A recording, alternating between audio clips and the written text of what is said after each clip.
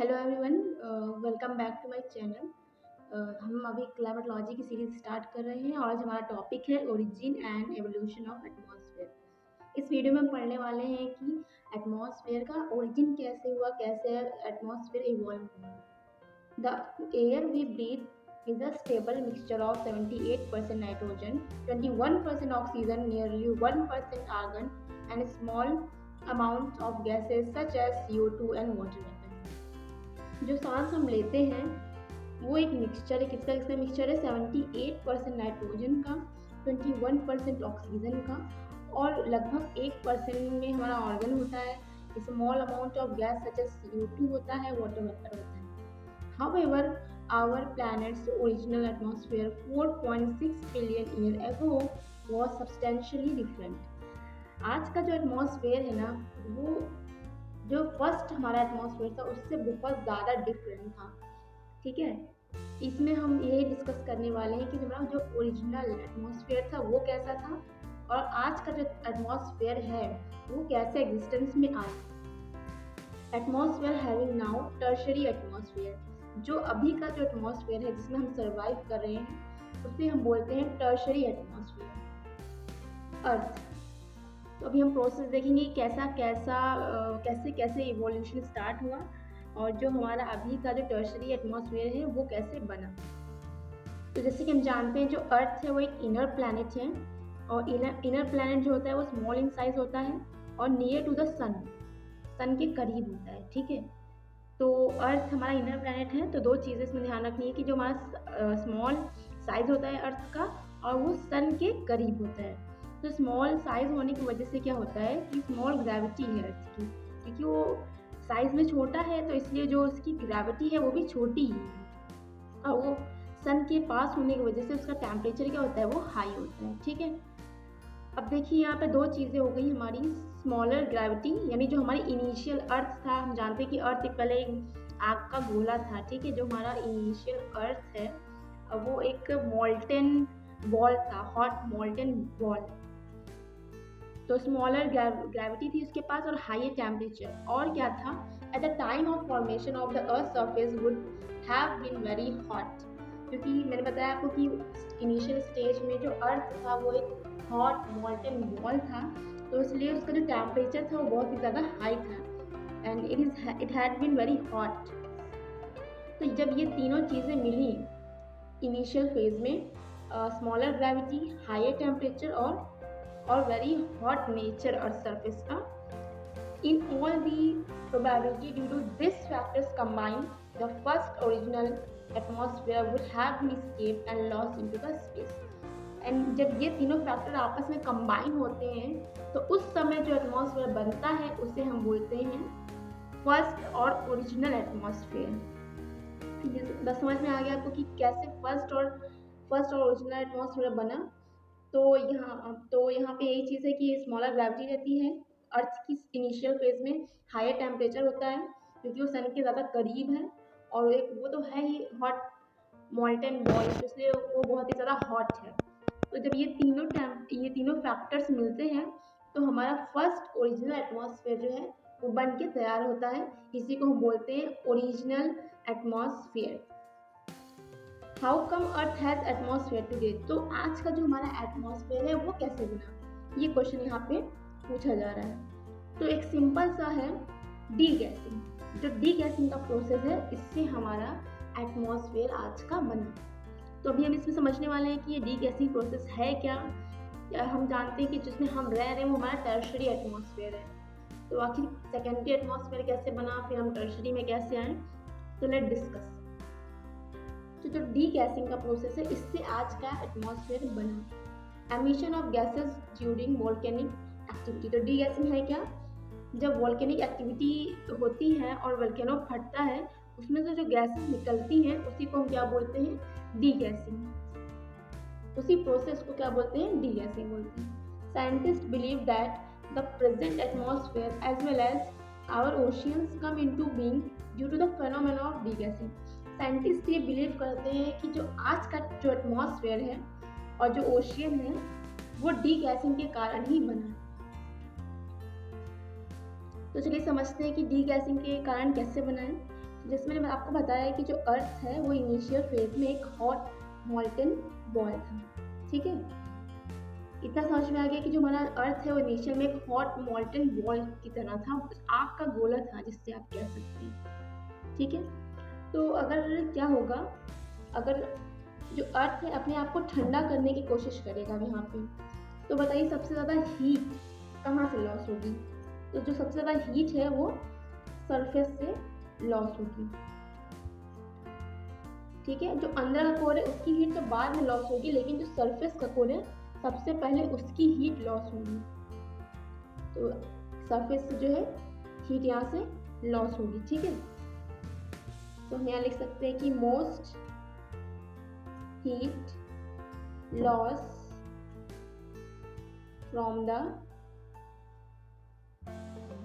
Surface, यानी ज्यादातर जो हीट लॉस होगी वो सरफेस से लॉस होगी। और फिर क्या होगा, surface would cool down fast, और सरफेस जो होगा वो सबसे पहले ठंडा भी हो जाएगा, क्योंकि सरफेस से सबसे पहले हीट लॉस हो रही है, तो सरफेस अपने आप को क्या करेगा, कूल करेगा। और इस कूलिंग से क्या होगा, इस कूलिंग से जो अर्थ है उसके चारों तरफ एक आउटर लेयर फॉर्म हो जाएगी, जिसे हम कहेंगे crust. This cooling of the surface lead to formation of outer layer। एक आउटर लेयर फॉर्म होगी जिसको हमने क्या नाम दिया, क्रस्ट। ठीक है, अब अर्थ के चारों तरफ एक क्रस्ट हमारा जो है वो फॉर्म हो गया है। ठीक है, जो क्रस्ट है वो रॉक से बना है। ठीक है, और रॉक क्या है, रॉक एक बैड कंडक्टर है हीट का, और अब पुअर कंडक्टर है किसका, हीट का। तो जो है हीट इससे पास नहीं हो पाएगी। ठीक है, तो इसके अंदर क्या हो गई, अब हीट क्या हो गई, ट्रैप हो गई, क्योंकि यह रॉक्स है और रॉक है तो हीट बाहर जा नहीं पा रही है, तो हीट क्या हो जाएगी, हीट ट्रैप हो जाएगी इसके अंदर। अब जो इसके अंदर जो हीट है वो बाहर निकलने की कोशिश करेगी, और क्या करेगी, जो हमारा अर्थ क्रस्ट है उस पर प्रेशर लगाएगी, और जब प्रेशर लगाएगी तो जो यहाँ अर्थ है उसमें क्या क्रिएट हो जाएगा, फ्रैक्चर। समझ में आ रहा है ना कि कैसे फ्रैक्चर क्रिएट हो रहा है, हीट ट्रैप हो गई है उसके अंदर, हीट निकल नहीं पा रही, क्योंकि रॉक क्या है, पुअर कंडक्टर ऑफ हीट है। अंदर का जो हमारा हीट है, यानी जो मॉल्टेन है, हमारा मग्मा है एक तरह से कहे तो, वो बाहर आने लगेगा, और बाहर आएगा तो वोल्केनो की तरह वोल्केनो फॉर्म करेगा। हर तरफ से फ्रैक्चर क्रिएट हो रहा है, तो हर तरफ क्या बन जाएगा, हमारा वोल्केनो बन जाएगा।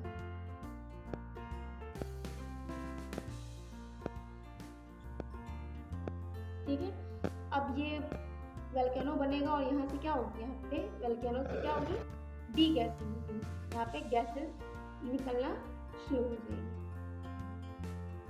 और इसी को क्या बोला गया यहाँ पे, डी गैसिंग। तो समझ में आया कि डी गैसिंग का प्रोसेस कैसे है। ठीक है, तो हम क्या लिख सकते हैं यहाँ पे, trapped heat try to cool itself. तो क्या हो गया यहाँ पे, फ्रैक्चर हैड फॉर्म,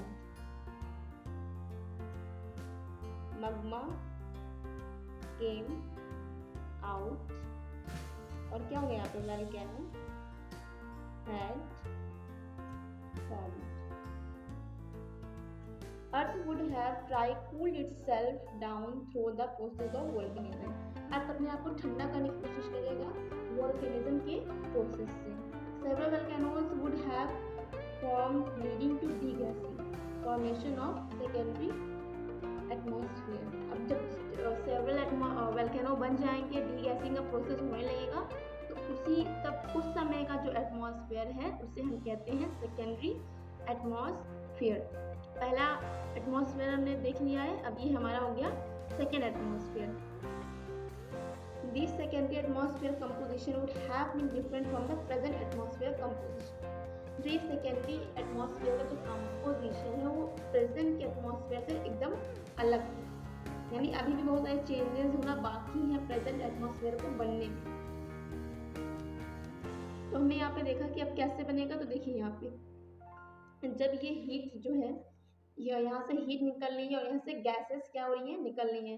अब इन गैसेस में क्या क्या है, जो यहाँ से ये जो गैसेस निकल रही हैं उसमें क्या क्या है, उसमें वाटर वेपर है, वाटर वेपर है 70%, यानी सबसे ज़्यादा वाटर वेपर ही है। फिर हमारा कार्बन डाइऑक्साइड 15% के अराउंड, और है हमारा नाइट्रोजन 5% के अराउंड, और बाकी अदर्स हो गए।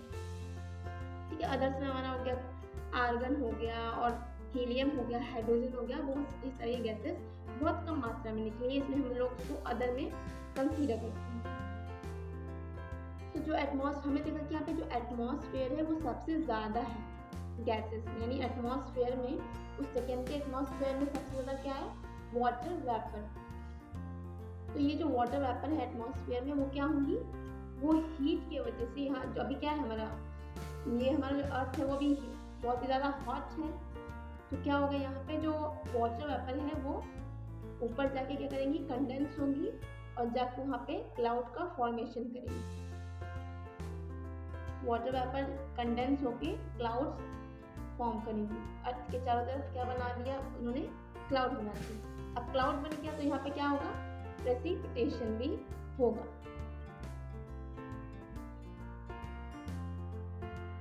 तो देखिए यहाँ पे क्या लिखा है, rise expansion and cooling of secondary atmosphere led to formation of clouds.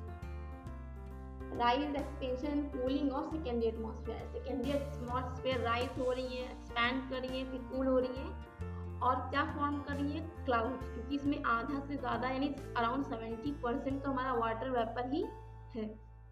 Due to large amount of water vapour huge cloudiness would have been experienced. ज़्यादा वाटर वेपर के होने की वजह से क्लाउडनेस भी बहुत ज़्यादा होगी, and this cloud causes precipitation, और इन्हीं क्लाउड्स क्या करेंगी, प्रेसिपिटेशन करेंगी।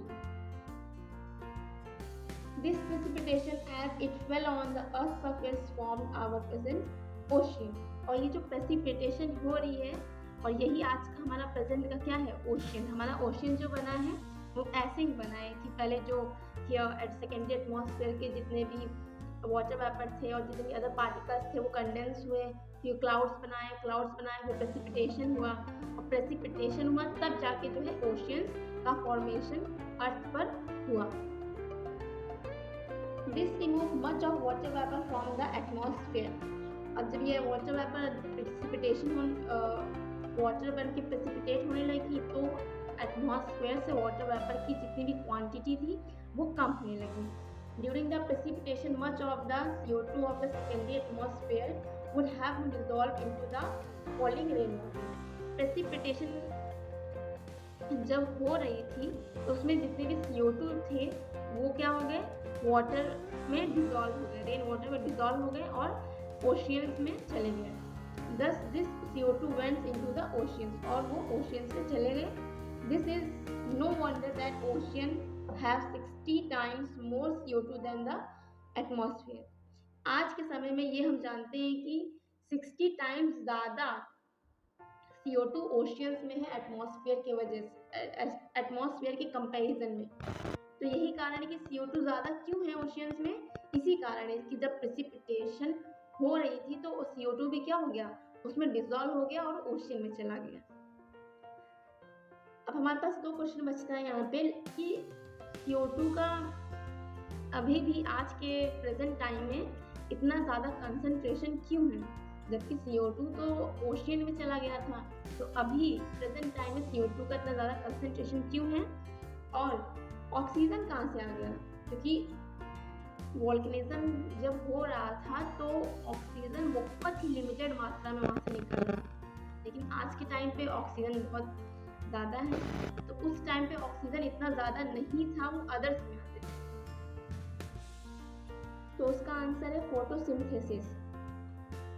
Evolution of green plants. अब धीरे धीरे जब एटमॉस्फेयर में चेंज होने लगा तो ग्रीन प्लांट्स भी इवॉल्व हुए और added oxygen in the atmosphere and remove much of the left CO2 from the secondary atmosphere.